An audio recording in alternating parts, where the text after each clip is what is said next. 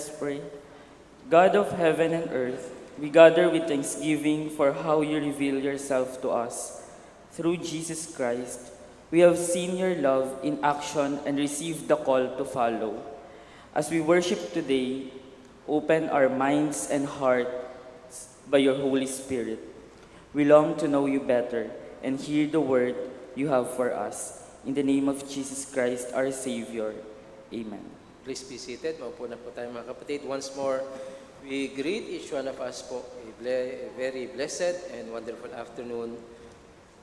And at this moment po, we have our visitors, mga first-timers po. From Santa Cruz, Occidental Mindoro, Raiza Marian, Kyle Valdez, and Tricia Valdez. Pwede po ba tumayo? Ayan, mga taga from Emmaus United Methodist Church po ng Santa Cruz, Occidental Mindoro. Also with us ang Sister Fatima Dumaran and Fresela Dumaran, dun po sa likod. Please stand po to be recognized. Salamat po. Also Romart Ostero and Rodely Rivera from Ubando, Bulacan. Pwede po ba tumayo? Nasaan po sila? Si Romart tsaka si Rodely. Tayo po. Saan kayo? Wala.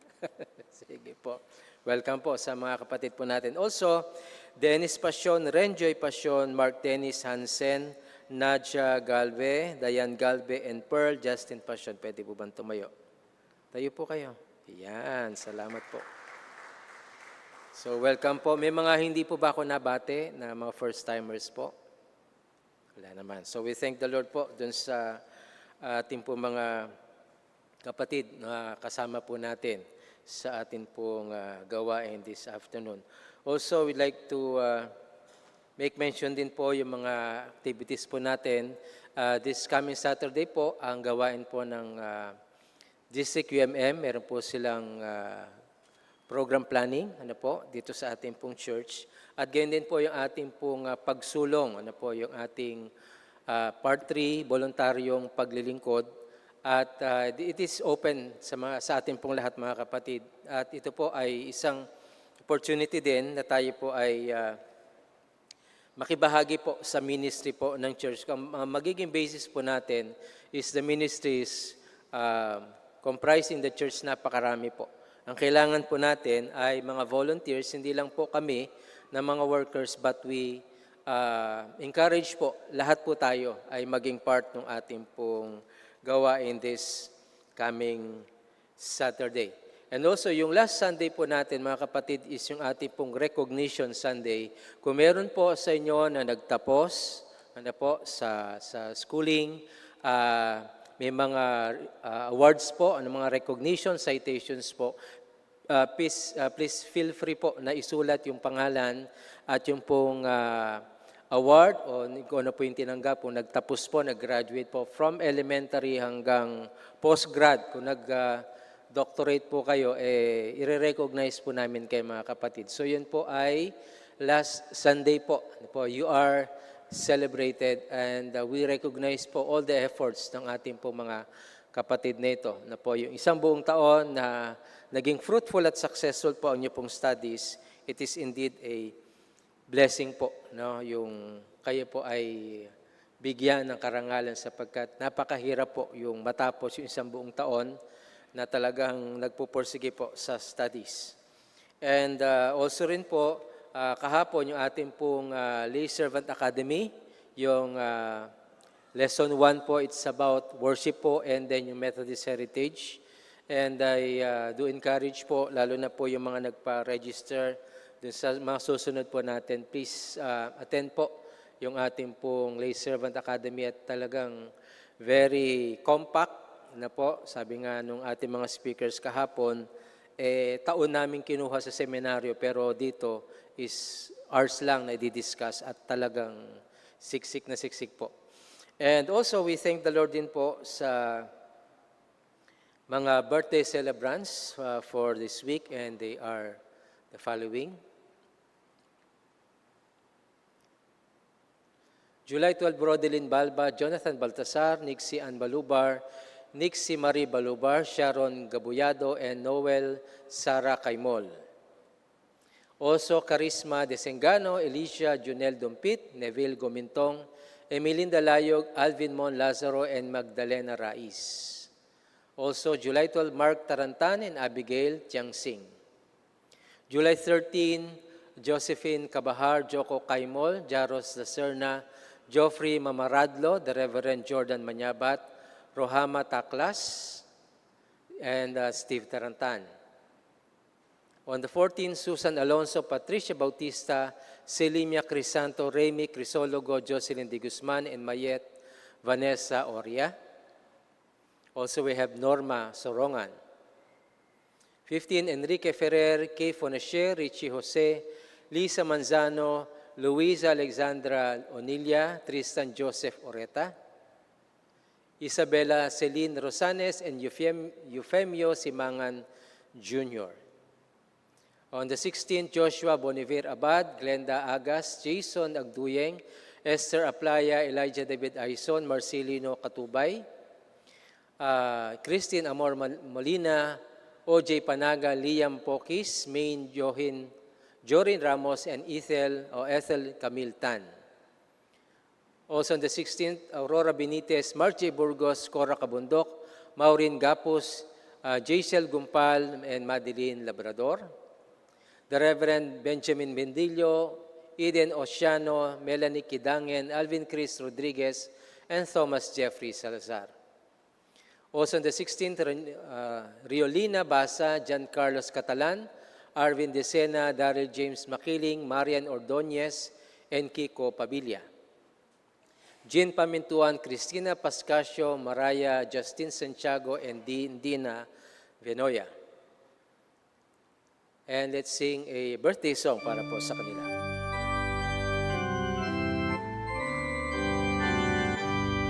Happy birthday to you, happy Jesus with you. God bless you and keep you. Happy birthday to you. Happy birthday to you. Happy Jesus with you. God bless you and keep you. Happy birthday to you. And may the Lord increase the blessings sa inyo pong buhay and may be always a blessing to others. Sa ating pong wedding anniversary celebrants, July 12, Roel and Cecil Villanueva. The 15th, Roy and Evangeline Buenviaje. Dominador Jr. and Levi Raquel. Derek and Sarah Ramos. Davy and Daisy Mateo. And on the 18th po, Michael and Loretta Flores. May mga announcements pa po ba sa atin po? Wala po. Sige po, si Kuya Dante.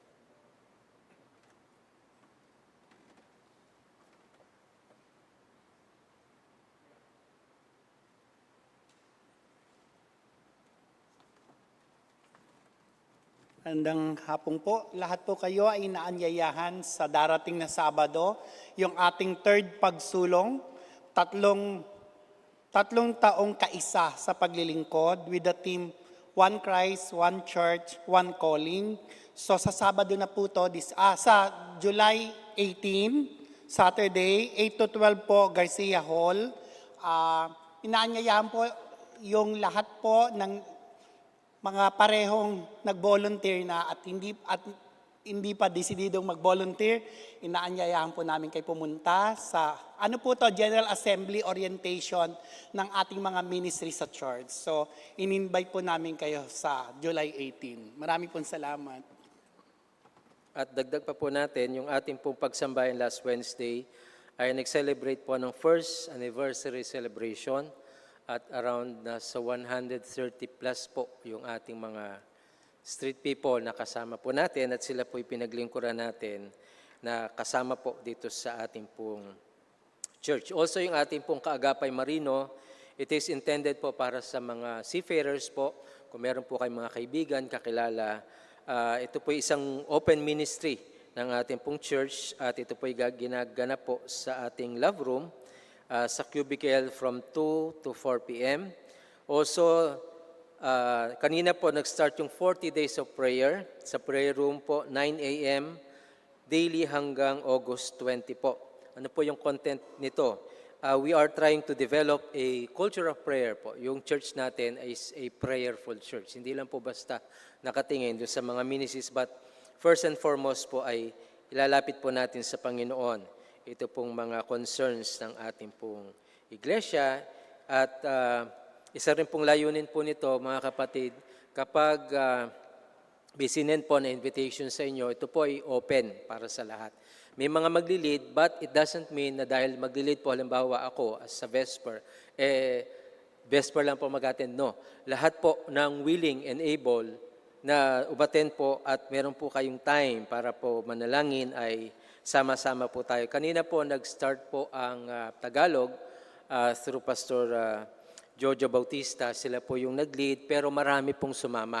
So ibig pong sabihin, yung meron pong magli-lead pero yung pong mga dadalo, it's open para po sa atin. So mag-start po siya ng 9 a.m. Hanggang from July 12 to August 20.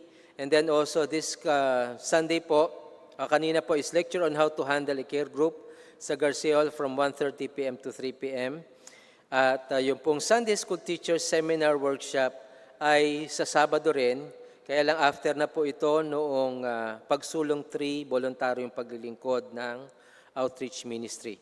So sa 31 po, that would be last Friday, ang ating pong married couples ay meron pong fellowship o married couples fellowship reception at the Garcia Hall, 5:30 p.m. Yung pong binanggit ko po, Recognition Sunday, doon po sa likod po ng SPAR, meron pong kapraso. Dito po pwede din yung sulat, yung pong pangalan nung nagtapos, kung saan worship service po nag-attend, kung ano po yung awards na commendation, citations po, at kung halimbawa po sa school, pakilagay po. Ano po. And then pwede rin pong ihulog ito during po yung ating offering mamaya or pwede po yung personally about kahit sino po sa amin. And by this po, let us thank the Lord din sa marami pang opportunity na tayo po ay sama-samang mananalangin at lalapit po para po sa kanya po iglesia. Kung wala na po mga announcements, let's all stand. Tayo po tayo as we sing, "O I love you with the love of the Lord," at tayo po ay magkamayan.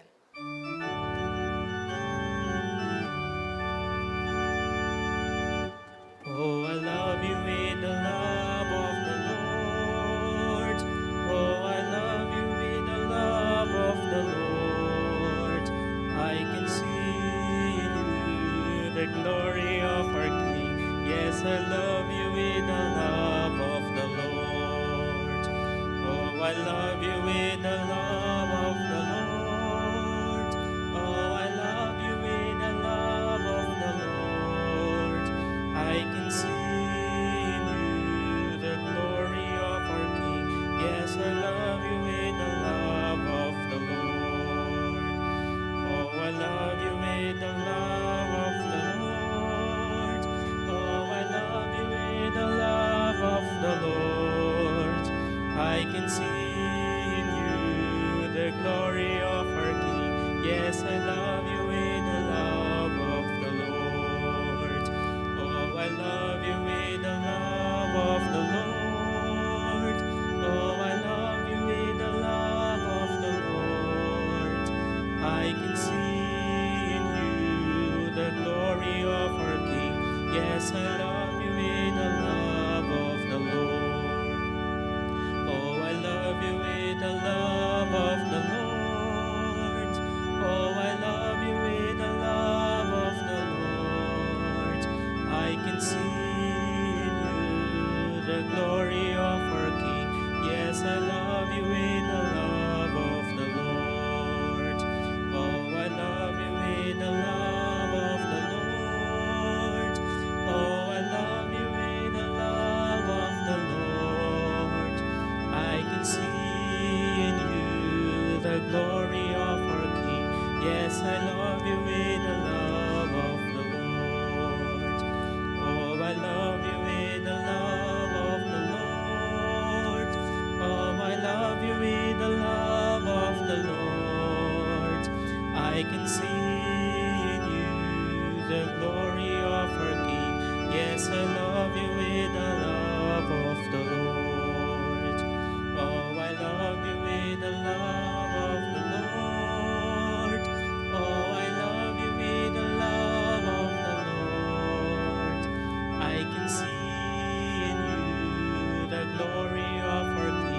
Yes, I love you in the love of the Lord. Oh, I love you in the love of the Lord. Oh, I love you in the love of the Lord. I can see in you the glory of our King. Yes, I love you in the love of the Lord. We also welcome po si kapatid na Gretch. Ano po, andun po, pwede po tumayo to be recognized. And then si Janine po, kasama ni classmate po ni Patricia, sila po ay nagre-review para po dun sa kanilang board exam bilang isang dentista po.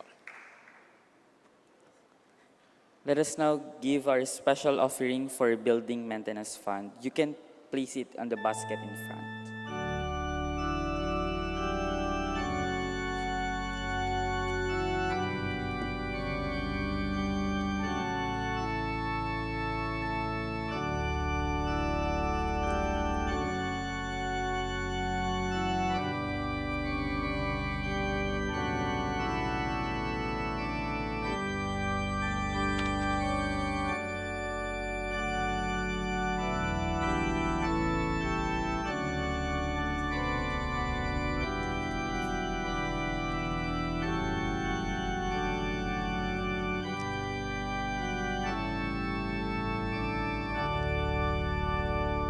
Let us pray.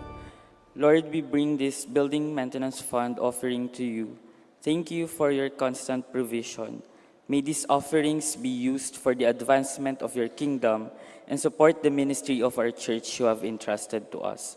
Continue to bless and strengthen every leader, member, and our church family as a whole as we faithfully serve for your glory. We give you all the honor and thanksgiving, and trusting that you will continue to provide for every need. In Jesus' name we pray. Amen. Please all stand for the reading of the scripture. To be found in Matthew chapter 13, verse 1 to 9 and 18 to 25. It says, "That same day, Jesus went out of the house and sat by the lake.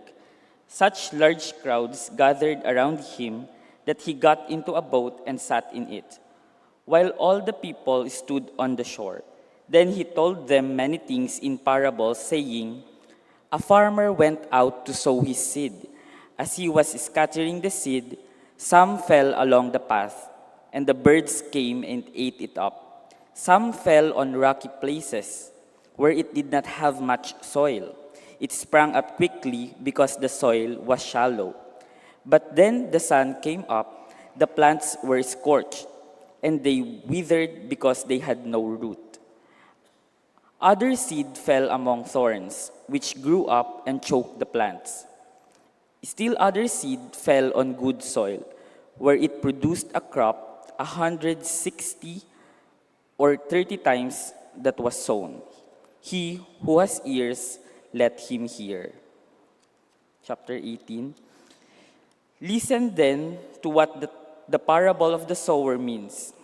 When anyone hears the message about the kingdom and does not understand it, the evil one comes and snatches away what was sown in his heart. This is the seed sown along the path. The one who received the seed that fell on rocky places is the man who hears the word and at once receive it with joy. But since he has no root, he lasts only a short time. When trouble or persecution comes because of the word, he quickly falls away. The one who received the seed that fell among the thorns is the man who hears the word, but the worries of this life and the deceitfulness of wealth choke it, making it unfruitful. But the one who received the seed that fell on good soil is the man who hears the word and understands it. He produces a crop yielding 160 or 30 times what was sown."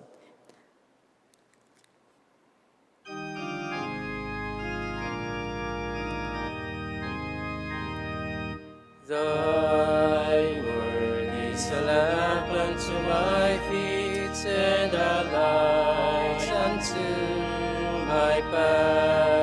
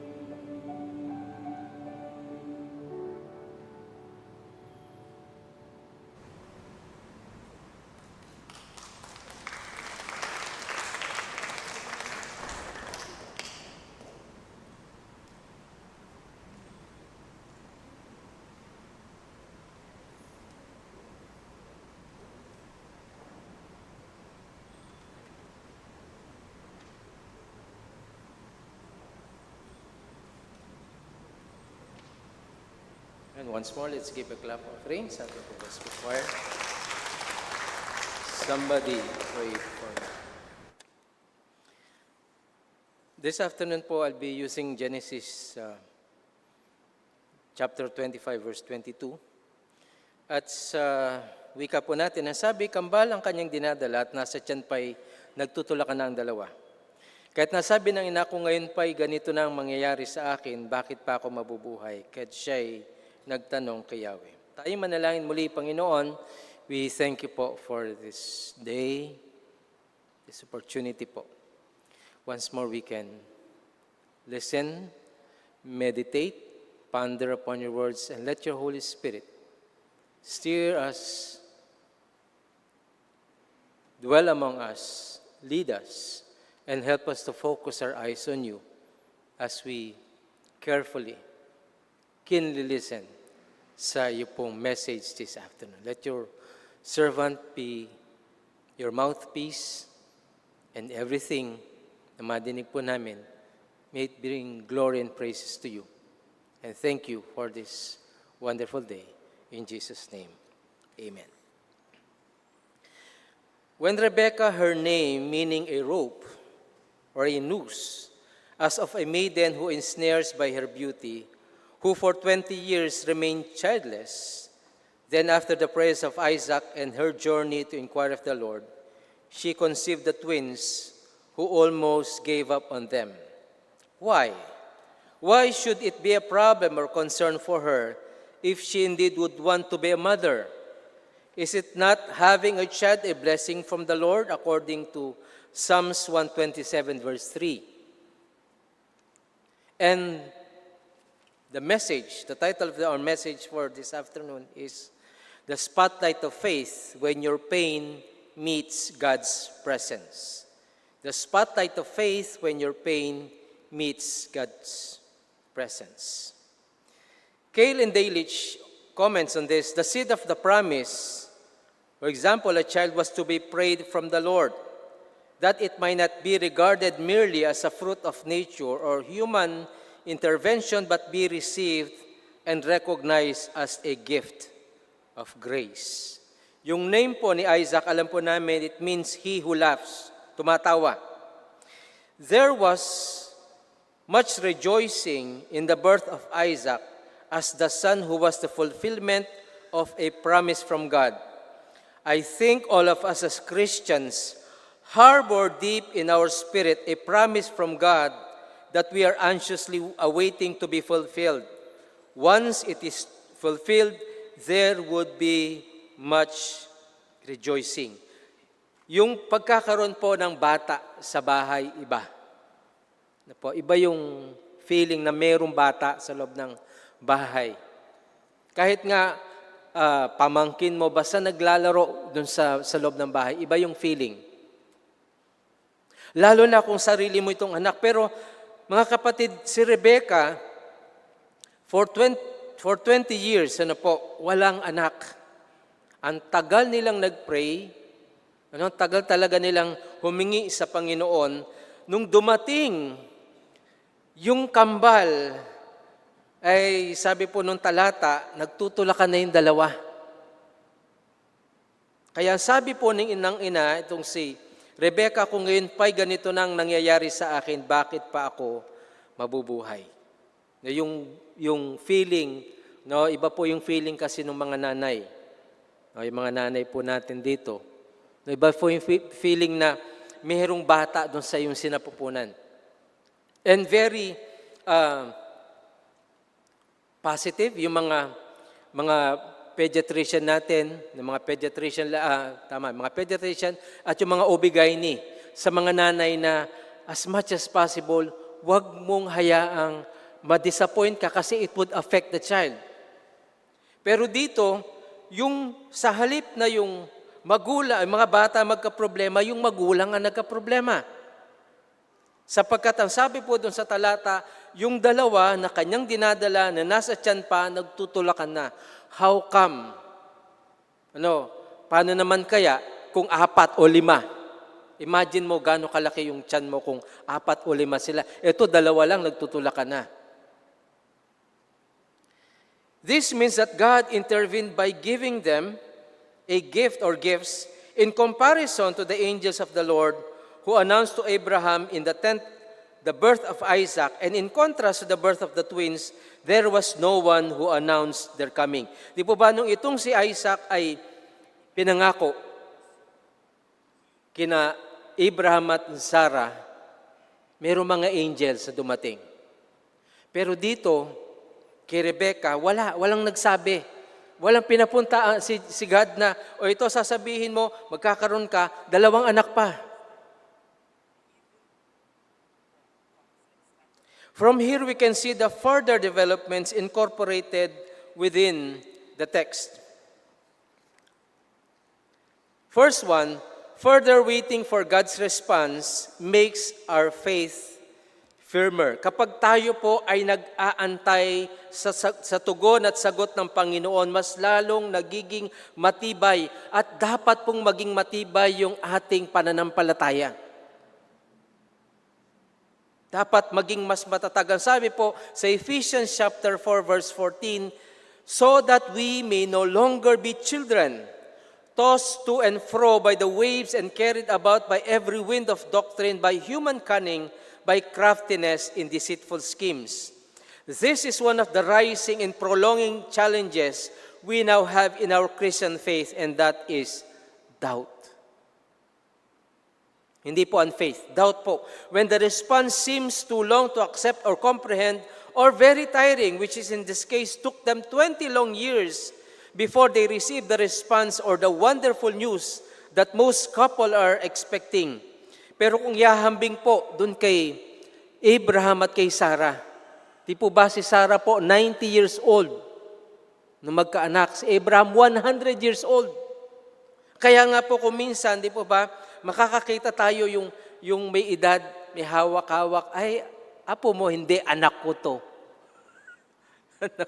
Na minsan naman, yung may bata, sabi, anak mo, hindi, pamangkin ko to di ba? May mga ganun po. And that waiting time for God's response dapat maging mas firm yung ating pong faith. Some tend to get in their own ways of fulfilling or getting the wonderful news, which later ends up in disappointment, frustration, delusion, and loss. Inside her womb, there had been a struggle of the unborn, which made her say the following words, if all is well, why am I like this? Rebecca may not have been expecting having twins as a gift would be very problematic since she does not know what God's plan for them was. Hindi alam nitong si Rebecca na more than doon sa kanya pong pinag-pray. Nag-pray naman po itong si Isaac. Nag-pray sila kay Lord na, Lord, bigyan mo naman po kami ng anak. Pero lo and behold, binigyan sila kambal. Identical siguro dahil ang pinagkaiba lang yung physical features, but parehas na lalaki, so it's identical. So makita po natin mga kapatid, yung experience po nitong si Rebecca is very relatable tayo. Na po kapag tayo po'y may hinihingi sa Panginoon, the more na tayo po'y pinag-aantay ng matagal, ibig sabihin, mayroong mas magandang plano ang Panginoon para sa inyo at para sa akin. Ang sabi nga po, nung minsan na rin naibahagi ko, God's delays doesn't mean God's denials. Na-delay man, pero hindi dinideny ni God yan. Medyo pinag-aantay ka lang ng konti. Yung sa iba ay naiinip na kagad. Na po, yung kung paano mangyayari sapagkat, Lord, ang tagal-tagal ko na pong hinihingi ito, bakit hindi mo pa binibigay? Kasi mayroong mas nakikita ang Panginoon na lalong magiging firm ang ating faith, mga kapatid. Parang hindi tayo matangay. Naisipin kagad natin, I would go on my way, gagawin ko to, diskarte ko to, paraan ko to, kasi hindi na ako makapag-antay sa Panginoon. Pero mga kapatid, mas maganda po yung nag-aantay tayo sa Panginoon sapagkat alam po natin, the more na tayo po yung nag-aantay sa ating Panginoon, the more na inihahanda po niya yung mas maganda para sa atin. Second, another importance of the word or phrase 20 denotes our capability to understand how God will lead us through those years. When we look into the scriptures, we can find the wilderness experience of the Israelites for 40 years. Diba, nag-ikot po sila sa wilderness. Kung tutusin, kaya naman nilang marating yung promised land ng mabilis. But because of their disobedience, God allowed them to wander for 40 years. Pero makita po natin, mga kapatid, that though they have been reprimanded or punished by the Lord, the provision was never late. Ang sabi po sa Deuteronomy chapter 29 verse 5, and I have led you 40 years in the wilderness, your clothes have not worn out on you, and your sandals have not worn out on your feet. Imagine, hindi sila nahirapan doon sa kalampanan namin, 40 years, yung kanilang panyapak, same. Sabi nga po, doon sa Tagalog, hindi nga nangapal ang inyong paa, yung kali nyo sa kalalakad, pero lo and behold, nagre-reklamo doon sa kung paanong pinag-aantay ng matagal.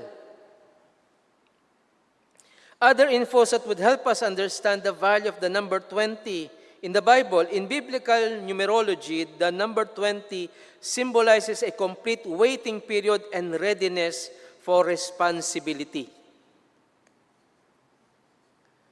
Often representing twice the spiritual perfection of 10, it frequently marks the end of a trial and the transition into service, maturity, or God-ordained faithfulness. So yung 20 years po, hindi siya basta 20 years lang. God is preparing them to become more mature. Mayroong transition towards service or God-ordained fruitfulness. Mamumunga sa loob ng 20 taon. Maaring meron na tayong na-encounter na mga taong for so many years, talagang humihingi sila ng anak na particular. walang naging bunga yung kanilang pagsasama. But still, there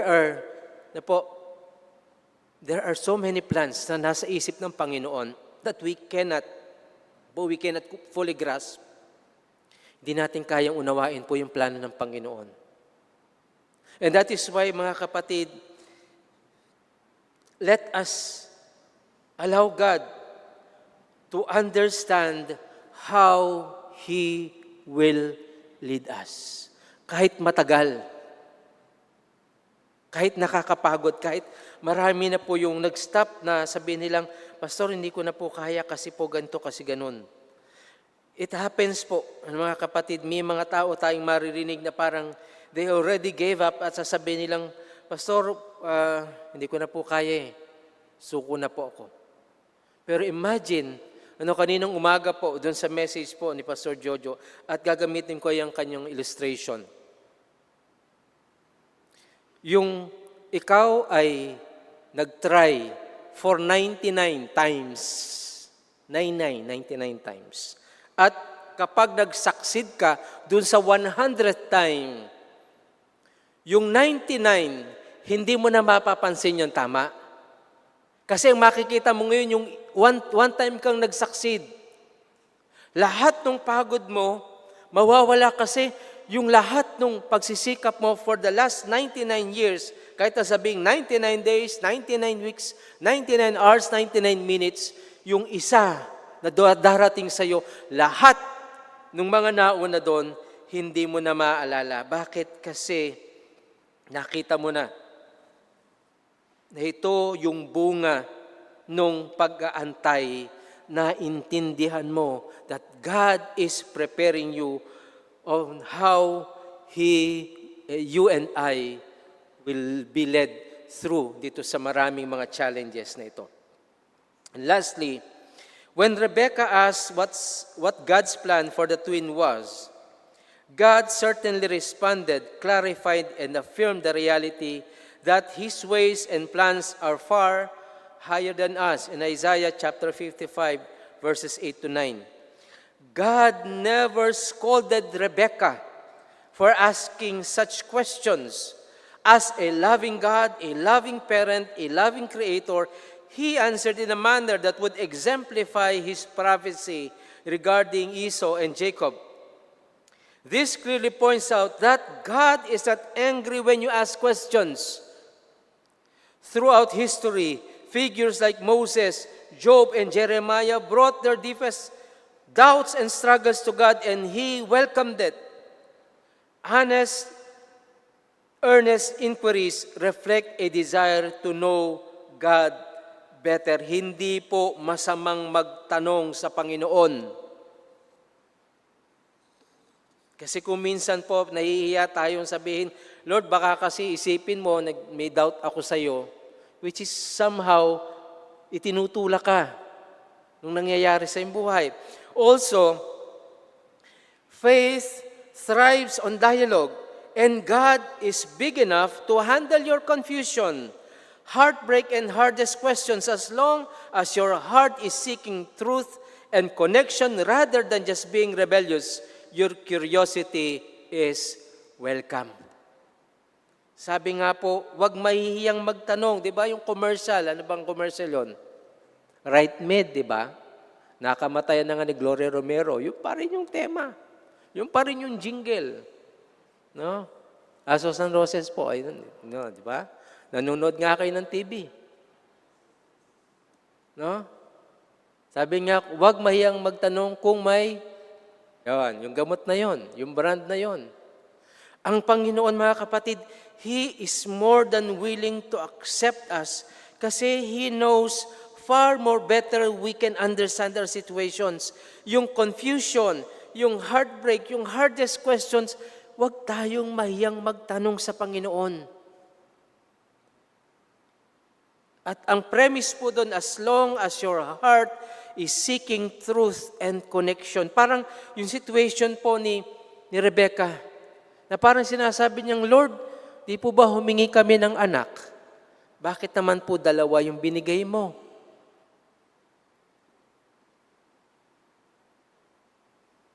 Para bang hindi niya ma-connect na, Lord, di ba, isa lang hiningi ko, pero God gave more than yung hiningi nitong si Rebecca, itong si Isaac. At sabi nga po dun sa text, yung mga preceding verses, at the age of 60, naging tatay itong si Isaac. 60 years old. So kung 40, di ba?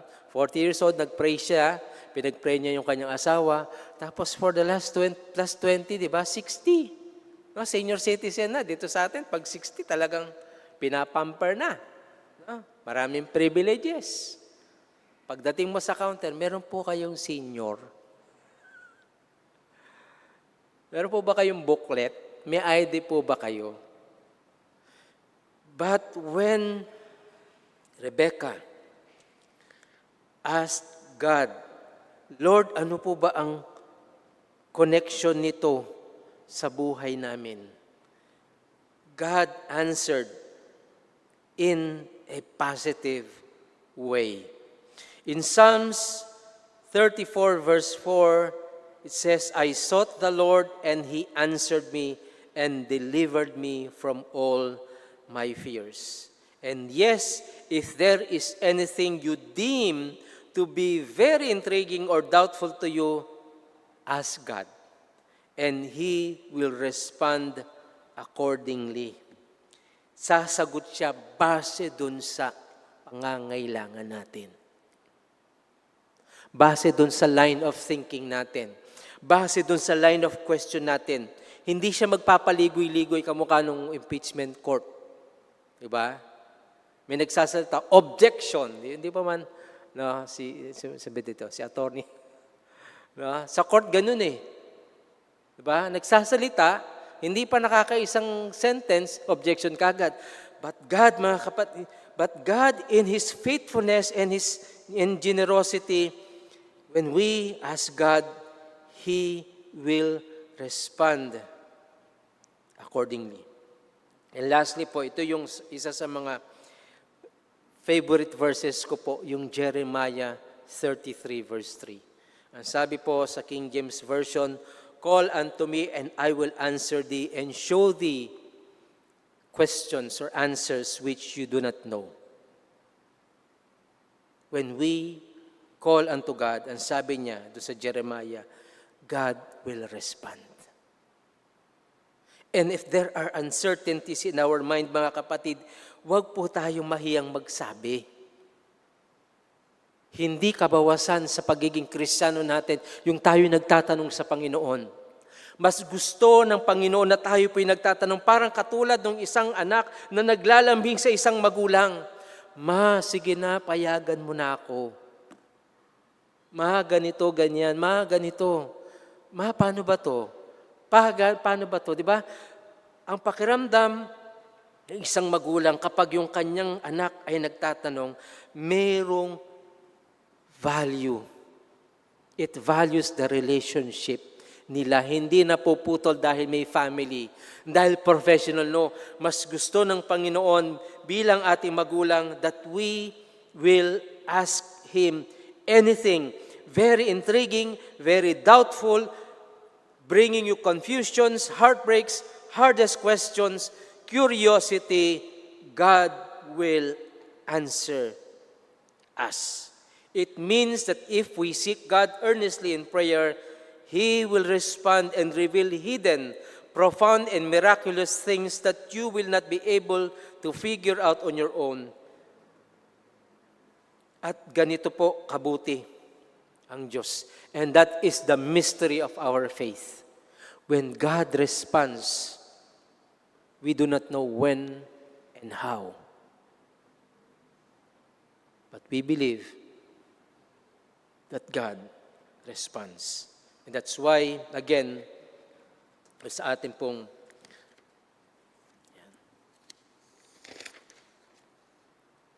sa pamagat ng ating pong message, the spotlight of faith when your pain meets God's presence.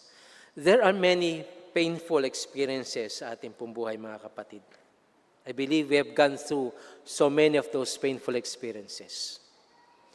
But when we focus on our faith in God, His presence is there. He meets us. Kakatagpuin tayo ng Panginoon. If there are doubts, if there are frustrations, lapit ka. And He would respond accordingly. Hindi po siya maramot, mga kapatid, no? God, no, hindi po siya sakim or what. Napaka-generous nga po ng Panginoon. And imagine, lahat tayo dito. We have the same 24 hours. Tama, di po ba? We have the same 24 hours. It only depends on how we use those 24 hours. Lahat naman tayo humihinga, di po ba? Lahat naman tayo tumatanda one day, every day. And God's faithfulness is there for us. Anong pwede natin gawin? Lumapit tayo. Let that seed of faith tumubo, lumago. And God would remove all yung lahat ng mga hindrances para yung faith natin lumago at mamunga. Sabi nga po ng text, mayroong 30, may 60, 100. Does it mean perfect yung lupa? No. Hindi po perfect yung lupa. Hindi rin perfect yung ating Christian life. And if we allow God to cultivate our faith, our relationship in Him, and pushing us to seek truth, and ask more questions, then and there, mas mararamdaman po natin yung Kanyang presence. Let us pray. Lord, we thank you once more this afternoon. Thank you for meeting us.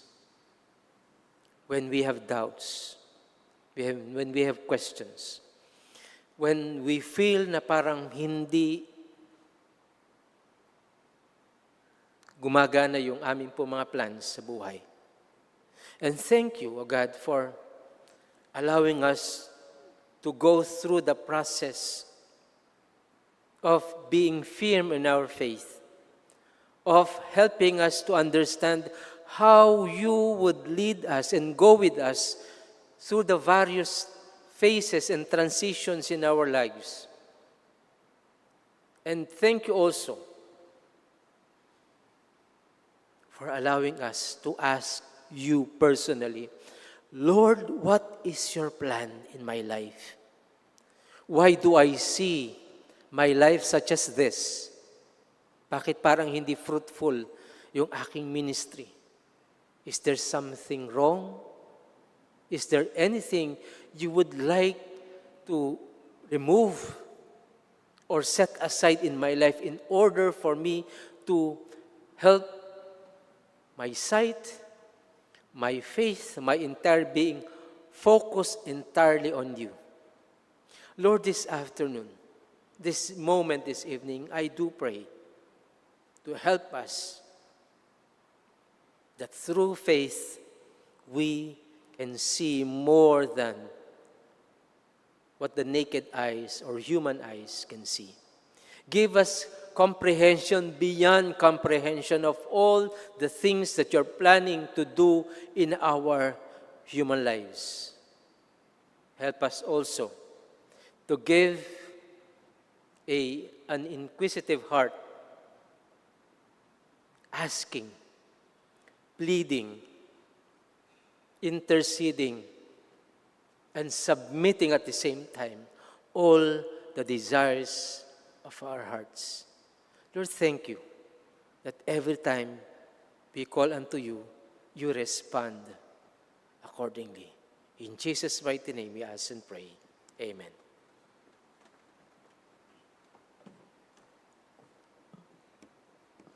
Now, this is the time to bring our tithes and offering at the altar. And for those who are worshiping with us online, you can send it on the details flashed on your screen.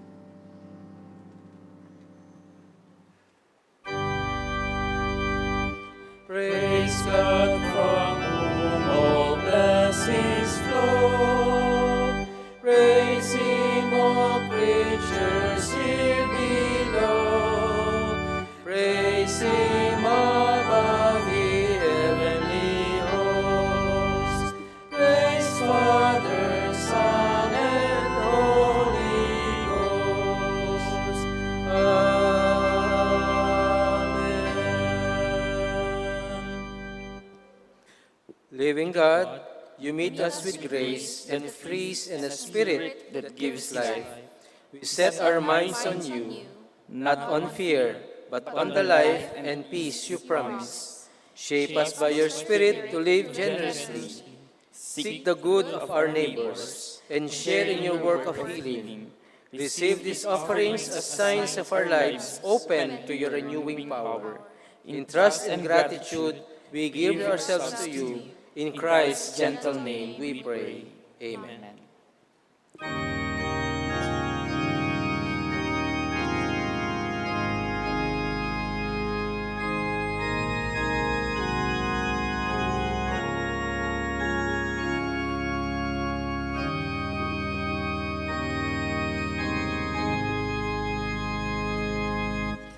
Open my eyes that I may see glimpses of truth thou hast for me. Place in my hands the wonderful key that shall unclasp and set me free. Silently now I wait for thee. Ready, my God, thy will to see. Open my eyes, illumine me, Spirit divine. Open my ears that I may hear voices of truth thou sendest clear. And while the waves those fall on my ear, everything else will disappear. Silently now I wait for thee. Ready, my God, thy will to see. Open my eyes, illumine me, Spirit divine. Mga kapatid, this is the opportunity for us to pray. Like to be prayed for. Dito po, lapit po tayo. At any concerns nga po, katulad po ng ating po message, any concern na you're still bringing up until this moment, pwede mong ilapit sa Panginoon. And He's more than willing to respond accordingly. Huwag po tayong mahiya, mga kapatid, na lumapit sa Panginoon at even confess our frustrations, mga kapatid. He's more than willing to listen sa ating mga concerns. Lord, this afternoon po, we include in our prayers po yung kapatid na Cyril Joy. Meron po siya mga rashes, Panginoon, si Sister Mylene Pasqua. Sa kanya pong therapy sessions, ang kapatid na Liniel Garibay. Sa kanya pong pregnancy, si Deaconess Elsa, we pray for her health at saka pong family. Si Dr. Dominado Raquel, Dr. Bobby De Vera, sa kanya pong treatment sessions, Attorney Oscar Ferrer, Attorney Eli Reyes, for their health, Panginoon, their families, Attorney Cari de la Cruz Grasa, as well as Engineer Nelson Grasa. Complete healing para po sa kanila.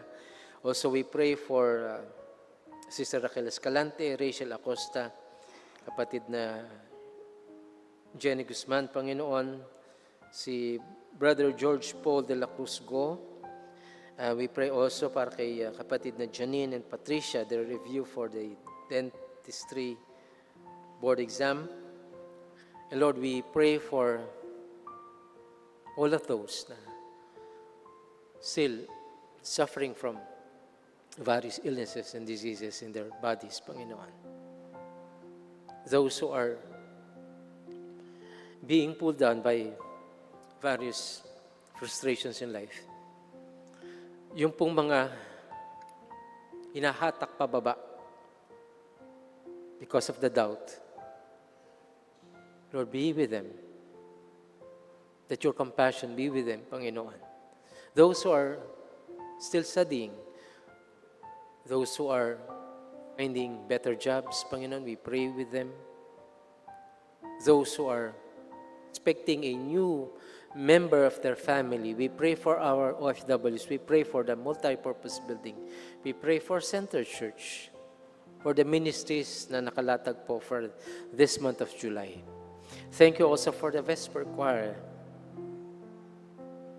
All the ministries from the Nurture Outreach Witness, ministerial team and staff, members here and abroad, Panginoon, nandito po sa sanctuary at kasama din po namin sa live broadcast.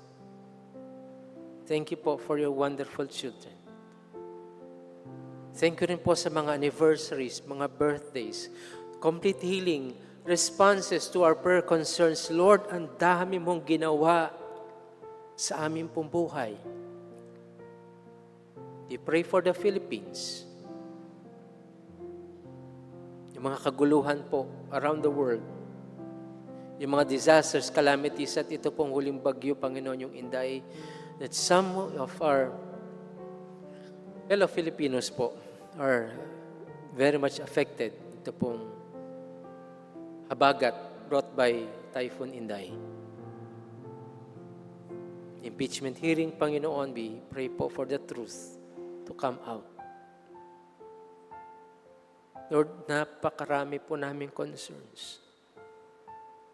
And reciting them one by one would take almost a whole day. And Lord, it sometimes feels as very insignificant when you respond, Panginoon, accordingly dun sa aming pong concerns. And sometimes beyond our concerns, yung responses mo far exceedingly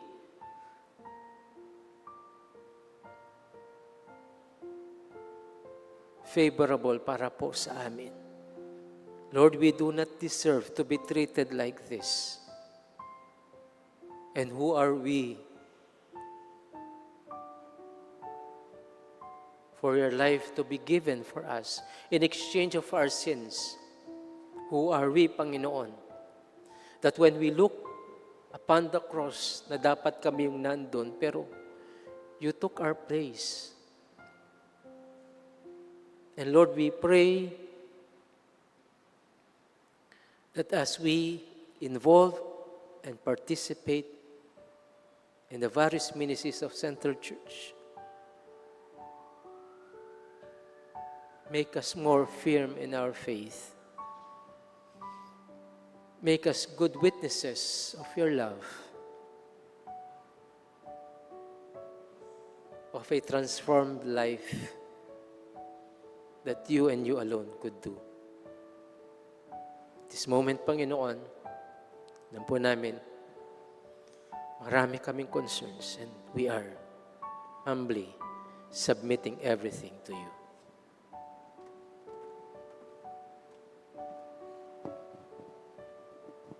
Lord, thank you po once more for your children. We cannot say ano po yung mga concerns, and we pray for Jakes, Panginoon.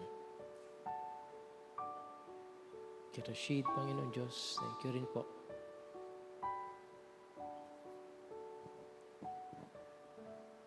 Thank you, O God, sa mga loved ones, families po. True enough, yung prayers po ay yung ginagawad po para sa amin. And responses in particular, help us feel that we are not alone. This moment, O God, ano man po yung mga concerns, maging kay Jakes nga po, O God, we pray, yung kanya pong condition this moment more than yung expectations po namin. You're the best and the greatest physician. And we entrust everything, even the provisions, ang kakailanganin po. This moment, sa iyong mga anak. we are laying down ourselves before you. We are opening our hearts, opening our minds. Everything is open before you. The various concerns ng iyong mga anak, God, we are one with them in prayers. And Lord, I humbly ask, respond accordingly. Be with them. And now, Panginoon, we believe that you have already provided yung mga concerns po nila. Thank you sa opportunity ng prayer. And thank you po for your faithfulness in our lives. In Jesus' name we pray. Amen.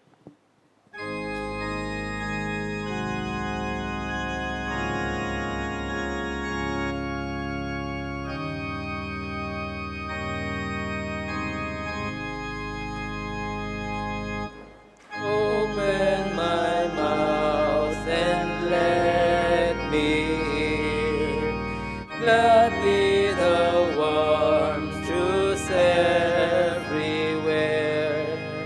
Open my heart and let me prepare love with our children thus to share.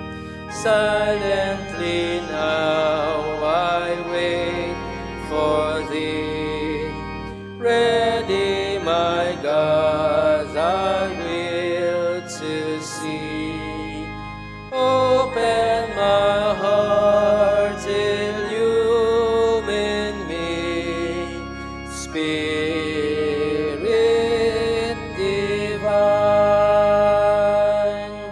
Beloved in Christ, may the Spirit who dwells in us bless us with open minds to receive God's wisdom, open hearts to follow God's guidance, and open doors that we may together build God's kingdom in life and peace on earth as it is in heaven, in the name of the Father, and of the Son, and of the Holy Spirit, now and forevermore. Amen.